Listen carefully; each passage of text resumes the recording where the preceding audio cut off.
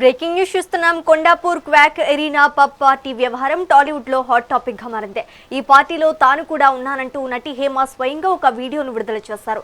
ప్రస్తుతం ఈ వీడియో సంచలనం సృష్టిస్తోంది. అయితే డ్రగ్స్ తీసుకున్నారనే ఆరోపణలను ఆమె తీవ్రంగా ఖండించారు.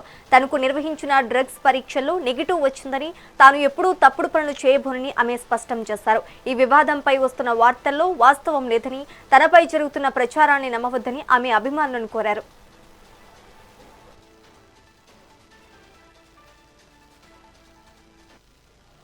నేను క్లబ్కి వచ్చాను క్వేక్కి. సో అక్కడ నా యూరిన్ తీశారు శాంపిల్. సో నెగిటివ్ వచ్చింది.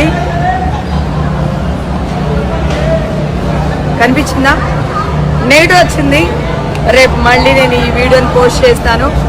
Thank you. మీ హేమకి ఎప్పుడు తప్పు చేయదు, జెన్యున్గా ఉంటుంది, ముక్కు సూటుగా ఉంటుంది. Love you all. ఈవేళ